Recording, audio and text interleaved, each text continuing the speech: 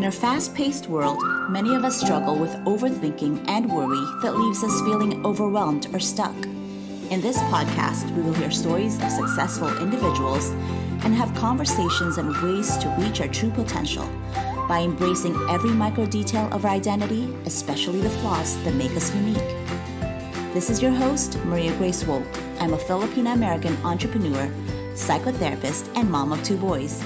And my mission is to amplify diverse perspectives and experiences and inspire your journey to wellness and fulfillment.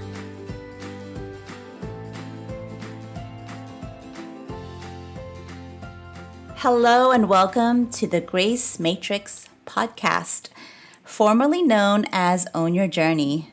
I hope you guys like the new name. It does stand for a system that I developed and have been using in my practice for years, and I can tell you more about that on a later episode.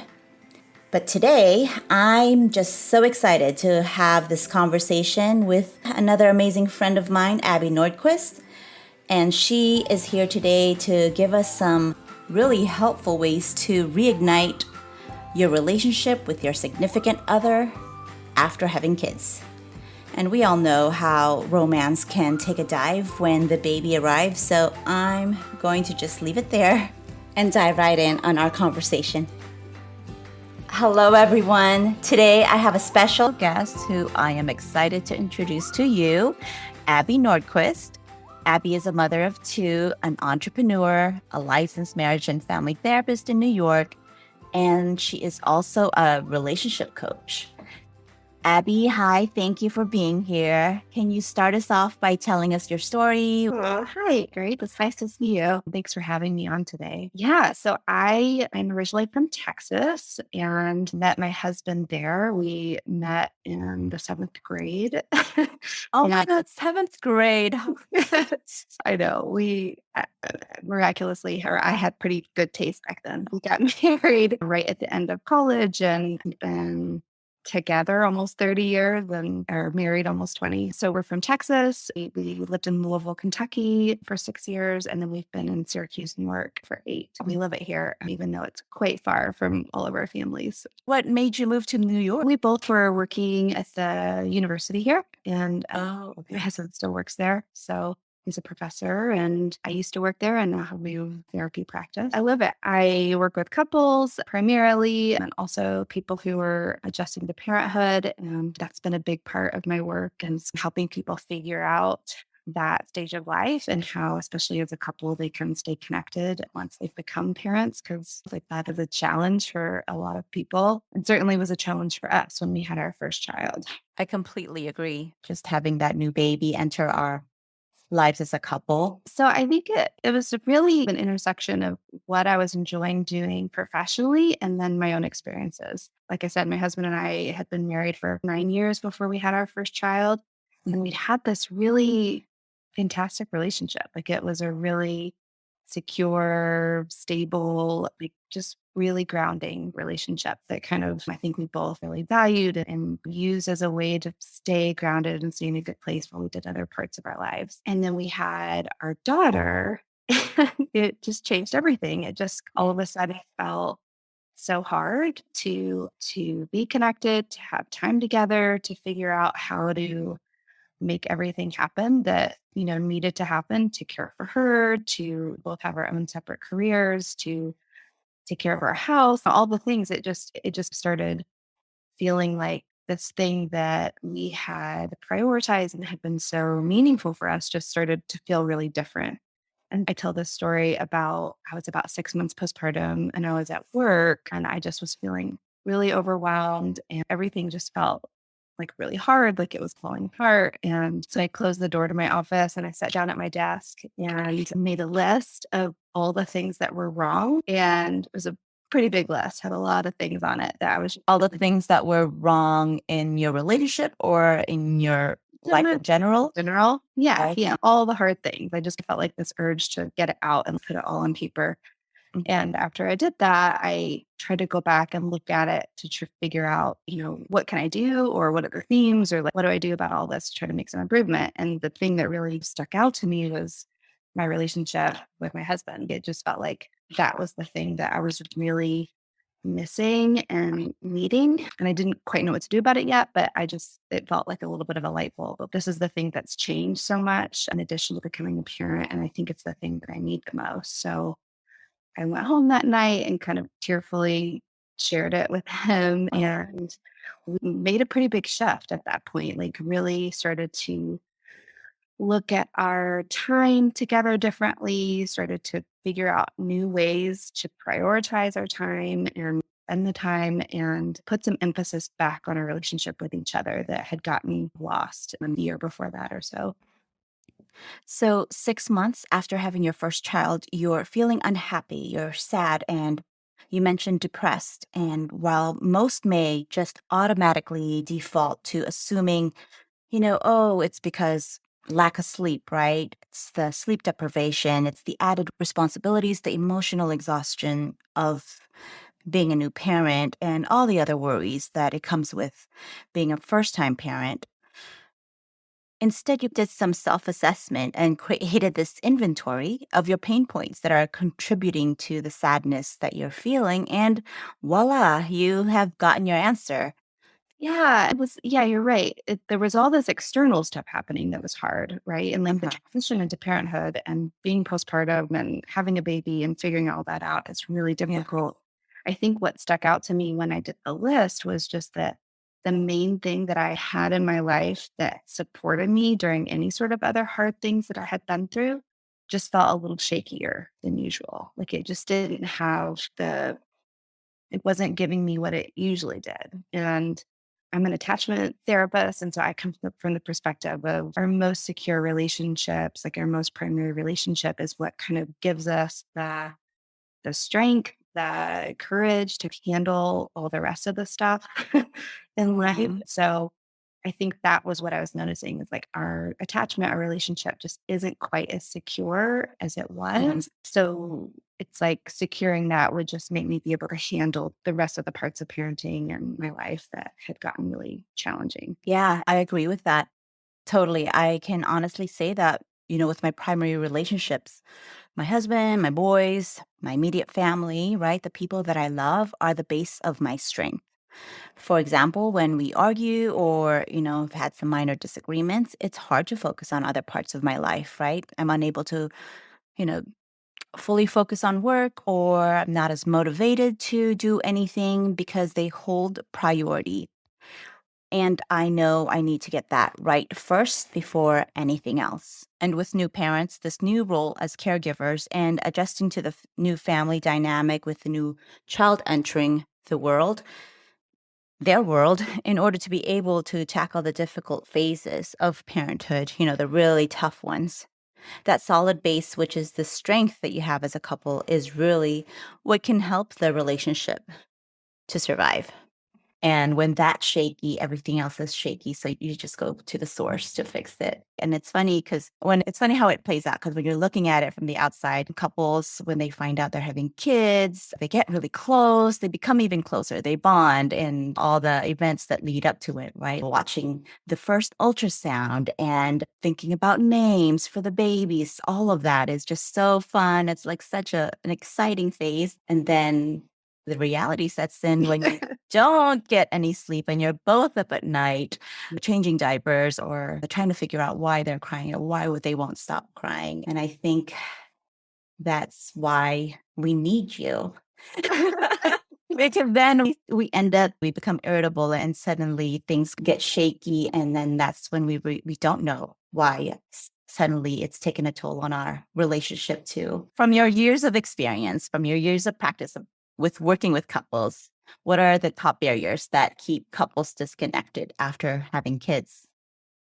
Yeah, it's such a good question. And it's for me, it's like it's been observing this over the years of not only my own relationship, my friends' relationships, and then with couples that I work with in therapy. And it's such a pervasive problem. It's such a thing that so many couples struggle with. And the things that really stick out to me that I see as being the most common things that really cause the disconnection are four, really. First one is just around routines and habits. I know that seems like really simple and practical, but it's like the thing that goes out the window as soon as you bring the baby home. Like the ways that you structured your weeks and your days and your evenings, your weekends, like all of a sudden just become quite different, right? There's just no way that you have the same kinds of routine that you used to have with each other.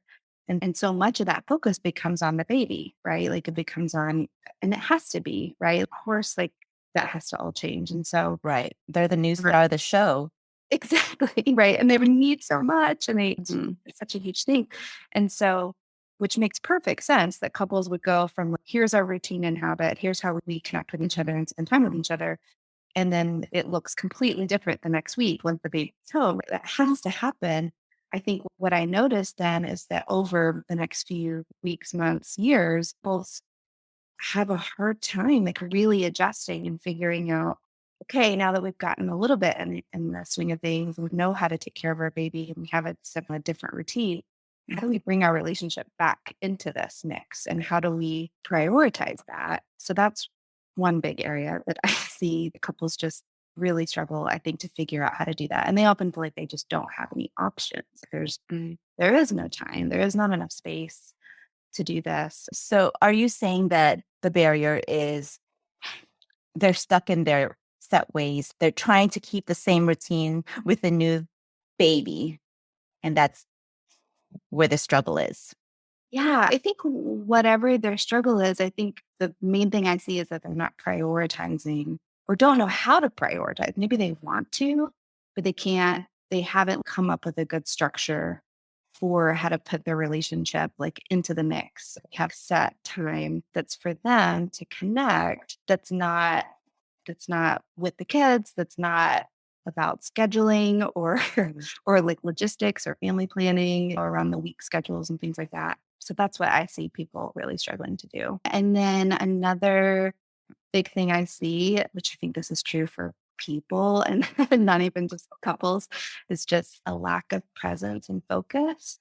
So even when they do have time together, I see so many couples, and we struggle with this too, for sure, is they're not very focused on each other. They're distracted. Watching TV. Yes.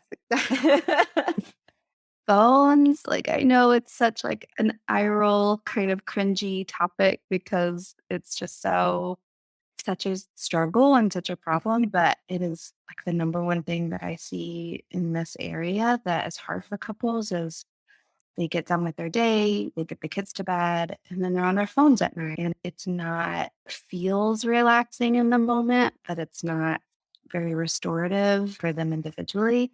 And then it's certainly much more difficult to connect with another person when phones are involved. So that's something I see a lot is the kind of not being attuned and present with each other when you're actually around each other.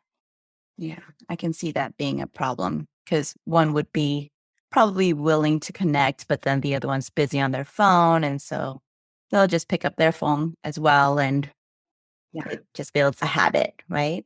for sure. For sure. And the conflict and communication is another really big one. Couples who either have really frequent conflict and don't quite know how to get out of that cycle and don't really understand what's happening or how to improve the way that they're communicating with each other. Or it's actually more common that I see is couples who don't really know how to repair very well once they've had a conflict. They're walking around all day long with these negative feelings swirling inside of them about each other and about the conflict they had. And the repair like doesn't get done very well. And I just see it so much in the early parenting stages because there's so many little things that happen, right? Just little irritations or miscommunications or things that happen and they don't get really patched up quite right. And then people are just feeling like icky and negative. And the more that happens, like the more disconnected they feel. And it erodes the warm feelings that they might normally have for each other if they have all that conflict. And then with that too, it's like the expectations from one another and not verbalized or not vocalized. They just expect one person to do a certain thing. And I think that's where the disconnect happens too. Yeah. Is that, yeah, I could see Yeah. that being a big one too. Yes. Yeah. Right. A huge piece of this is like the way that those kinds of expectations transfer into the way that they decide to break up tasks and roles with kids and the household. And that becomes a huge source of disconnection, can build resentment. If the way that they're structuring household chores and childcare doesn't feel good for both people, then that's like a huge thing that just gets so much worse in parenting because there's this whole other category now where you have kids. You've got managing the house, paying bills, like all that kind of stuff. But then you add in childcare and it's this whole other piece that often does not feel very balanced for most couples. And what about when their parenting doesn't align? Yeah, I think the whether it's like a cultural difference, it's just growing up in different kinds of families, you had different philosophies about parenting, about gender roles, Society, expectations. yeah, and most of us either don't talk about it before we have kids or we talk about it, but it's so hard to predict like how it's going to play out for you. You may think you'll be this kind of parent, and when it actually happens, you realize that you have this part of you that comes out that's like a different side of you or a different like philosophy around parenting that you didn't predict. And that's a huge piece that couples, it takes time too to really figure that out and ideally come to a place where you're on the same page or at least a similar page. Feel like you're on the same team around that kind of stuff. Yeah. And it's a lot of learning. Being a parent is not easy. So you are developing as a mother, as a parent, as you go. You're like a work in progress. Yeah, and that brings in that idea too of just how do couples find the time to talk about these things and to really have some skills around having those kinds of introspective conversations where they're asking each other questions and reflecting on their own parenting styles and what they want for themselves and their kids. And I think that's a really hard thing to it feels like a little bit of like a luxury almost to be able to have Yeah. those kinds of conversations. It's funny that you can be married or have been together for years, and yet couples still find it so difficult to bring up or even have these difficult conversations without it leading to blaming or fighting. It's just, people find it so much easier to be angry than to be vulnerable. And I think that's the key here, right? The key is to not be afraid to be vulnerable because being open to listening to each other to gain that understanding of how the other person is feeling can have so much amazing benefits that you will go over with us, correct? Yeah, like I said earlier, for me, one of the biggest benefits is like having that secure relationship with my partner just makes me feel more secure and confident in all the other areas in my life. And that's what I want for couples. I think that humans are designed to feel that connectedness and to have those attachments and those relationships that they don't feel alone. And when we're lucky enough to have a partner, and especially to raise kids with, I think that can be so beneficial to put in the time and energy into making that relationship as confident or connected and secure as you possibly can. The other thing is, I think it's a huge benefit for kids. I've thought this for a long time. And then I had this experience like just this morning where I was getting ready to talk with you, and my daughter came in the room and asked me what I was working on. And so I told her a little bit about it and I Uh-huh. was showing her some stuff that I was working on, and she read a sentence on my website, something about like you're missing the connectedness that you used to feel before you had kids. And she asked me, "Do you feel that, mom?" And I said, "No, but I used to. That's something that dad and I have worked really hard on, and something we've put in a lot of time and work on this to not feel that way."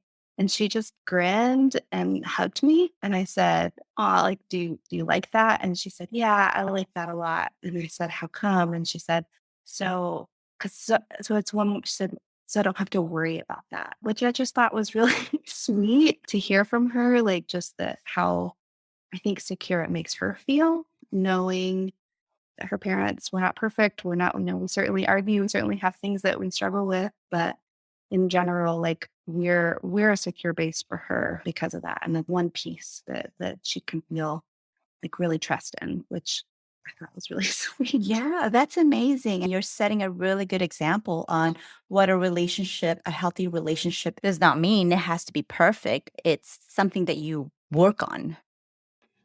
So when you're working with couples, right, and they're in your therapy office and you notice and observe that the woman is showing symptoms of postpartum depression. How does that play into the dynamics of the relationship? Yeah, that's really common. So that's another aspect of my practice and therapy that I focus on is helping women with pregnancy, postpartum, miscarriage, infertility, things like that. And what I notice is that's where like the relationship, if it's a good relationship, meaning like both people care and want to work on things and are committed to each other, that relationship with the person's partner can be one of the best things. So one of the best ways that they're supported while they're getting treatment for postpartum depression or anxiety or whatever it is. And so that's a huge thing or resource that I'm always looking for when I work with someone who's struggling in the postpartum period. Can we use them as a way to really help this person who's really struggling not feel alone, feel taken care of, feel supported, help let the partner help meet her needs so that she can meet her own needs and her baby's needs. It's a super important piece of it. And it's a protective factor, really, for women in terms of getting through a difficult postpartum period if they have a supportive partner. Thank you, Abby. That's so helpful. What are some practical tips that couples could implement today to improve their connection with one another? Yeah. So there's so many I could give. Okay. So I'll just kind of run through a couple different ones that I think can be like quick wins and really help you. Okay. So one of the first things is, and what I'll say is that in all of these things, there are things that you probably know, but you just haven't done. And so that's one of the biggest barriers that I try to get people to get past is the things that will help you reconnect are probably not brand new, the most revolutionary idea you've ever heard of. But the problem is that most of us aren't actually trying them. So that's what I try to get people to do is just try it and see. I talk to people about be like a good observer of your own experience. So if you're trying 2 or 3 new things in a week or a month or whatever, really pay attention. Like, does this thing actually help? When my partner and I go on a date or practice going to bed together at night instead of going to bed separately or at different times, does that actually make me feel more connected or not? Because every couple's different. The things that work for you may not work for me. And so I really want couples to be like, good observers of themselves and talk to each other and give each other feedback. So when you said this earlier this week, when you told me that you noticed this thing that I did for you and it really made you feel really loved, that made me feel really good. Right. And so you're giving each other that kind of feedback so that you can almost keep like a running list of like, these are the things that I do to help my partner feel really good. And these are the things that they do for me to make me feel really good. Being a good observer, being really mindful and practicing more self awareness on how you're feeling and noticing how your partner's feeling when you do certain things. I like that. So just keeping an inventory of things that does work, things that doesn't work. And being willing to let go of the things that you try that don't actually produce that much connection or warm feelings and move on to something else because there's a whole bunch of things you can do. But with that in mind, one of the big things that I've heard to talk to people about is figuring out what kinds of time together they want. And this is a little bit of trial and error, right? Like figuring it out. Unless you have a really good awareness of this already, there's so many different kinds, right? There's daily chats and check-ins. Like, is it really important for you to get like a rundown of your partner's day to tell them about what happened in your day? And if so, how do you experiment with different times of the day you can build that in? Do that at my house, that often happens like while we're getting dinner ready and kids are playing or doing whatever, and we get 10 minutes to chat about the day. And that feels really nice. Other people maybe have younger kids, can't do it while kids are awake. It's like almost impossible. And so they're going to have to do it at bed, after bedtime or something. Other kinds of time would be doing something enjoyable together. Certainly could be if you can get out of the house and do anything and do a hobby together. That's amazing. That's really hard for a lot of people. Sometimes that turns into like watching a show together, which I know screens and TV gets a bad rap, but I'm a fan if a couple of things happen. One, it's like a show that both people really like, not just like watching the other person's favorite TV show with them and you're not really into it. Two, you're looking at the same screen at the same time. mean one person's not on their phone or one person's on their laptop while you've got the TV on. To me, that doesn't count as actual hangout time. And 3, you have one body part that's touching while you're doing this. Feet, elbows, hips, like it could be anything, or like full on cuddling while you're watching it, but having some sort of physical proximity and touching while you're watching the show. So I think if all that's happening, I think having TV time together can be really nice. And then another category that I think is really important is I call it like admin time, like family administration time, where you talk about the week schedule, like who needs to pick up who from school or for soccer, or who's going to be doing this, or what do you have going on? Do you have any late work nights? Talk about all of that at a designated time. Get on the same page, plan it all out so that you're not having to do that kind of conversation during the week when you actually might have time for connecting. Because I see that a lot of, oh, we want to hang out, but we only have 30 minutes and we ended up just like talking about tomorrow's schedule for 20 minutes of that time. And so I really try to encourage people to plan for it and space it out for a different time of the days and get those kind of less fun topics out of the way. So don't talk about admin stuff during your bonding time. Yeah. Schedule admin time on a separate time because that's not bonding time. That's more like work. Yeah.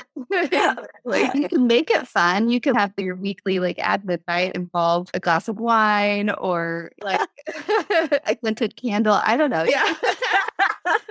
That might actually be good. I know it might be more fun. Do groceries, here's a glass of wine. Yeah, exactly. But yeah. So another thing that I talk to people a lot about, and this is in the category of being more present and focused with each other. So one really practical thing you can do to try to increase this is something that's called noticing your partner's bids.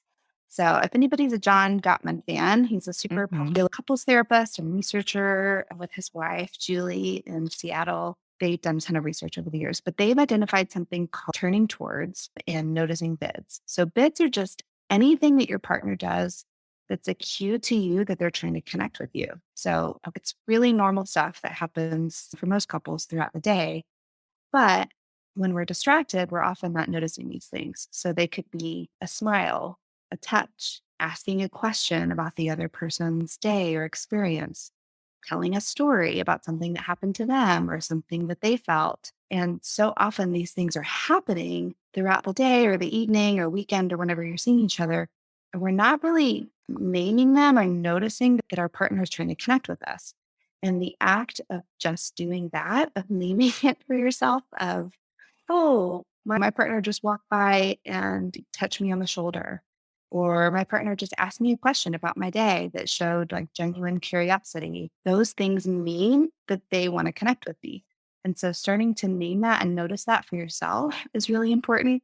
And then starting to get better at responding in the same way, responding to those bids warmly in a way that communicates back that you're also interested in them and you also want to connect or touch or talk with them in a way that feels more engaged versus we're looking at other things and not really looking at each other and not really making eye contact and responding in a warm way. The way that most of us did probably when we were dating. When you're dating, you're hyper attuned to each other. Yeah. That little touch with the hand is so electrifying. And I don't know about you, but I think that's what most of us miss. And most of us want it with the person that we're with. We just want to feel that feeling again. So starting to do that and pay attention to that and just be more intentional about being attuned to each other in that way can really, over time, it can really increase that like fuzzy feeling that so many of us had when we were dating. And that in and of itself can really start to shift the So you're dynamic. saying you can reignite those fuzzy feelings. Of course. Yeah. I think it's both a practice of self-awareness and working with yourself on it. And like something that if you can both be working on, then it's going to really, if one person's doing it, it's going to help. But if both people are doing it, it's really going to move things. Spark things. Light you guys on fire. Yeah, exactly. That's awesome. So thank you for all of those helpful tips. Those are super valuable. I know that our listeners will find it so useful. I know that you have something that you're starting. Can you tell us a little bit about that? Yeah, so I'm really excited. In the process of launching a new program, and it's called Missing Up, which came from this phrase that a lot of people say. I've said it, friends have said it, I've heard clients say it, of that feeling of, I just miss us. Like I miss the way that we were, or the way that we felt, or the way our relationship was before we had kids. The program is a 3-month group coaching program for couples who want to reconnect and refocus on the relationship now that they've become parents. Um, so I love it. I yeah. love the name, Missing Us, because yes, everyone can resonate with that for sure. Love the program. I think it's going to be awesome. How can they get on your wait list? Where can Yeah. they find you?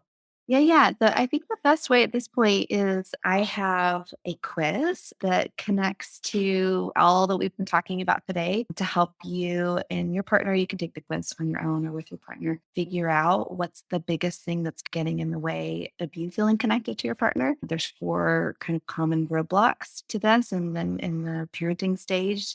And so you take the quiz and can figure out what's yours and then get some tips for how to start working on that. So you can just find that on my website at letslovewell.com, and no apostrophe, just the LETS level, and you can take the quiz there. Awesome. And I will add that on the show notes. And again, thank you so much. I would love to have you back again. So thank you again for being here and spending this time with me. Thanks so much for having me.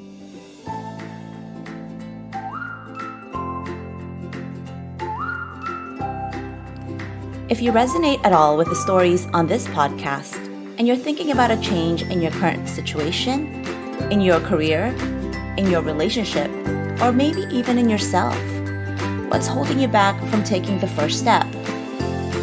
Find out by taking the What's Your Biggest Self-Sabotage quiz that you can find on my website at mariagracewolf.com. Until next time, stay kind and own your journey.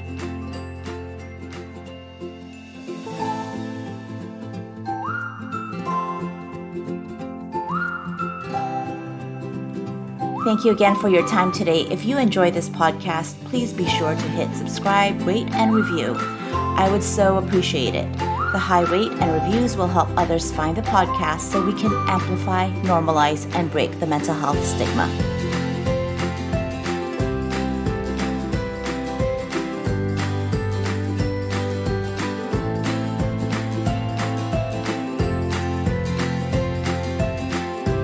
This podcast is designed to provide accurate and authoritative information in regards to the subject matter covered. This is given with the understanding that neither the host or the guest are providing legal, mental health, or other professional information. If you need a professional, you should find one. This podcast does not substitute for personal professional services.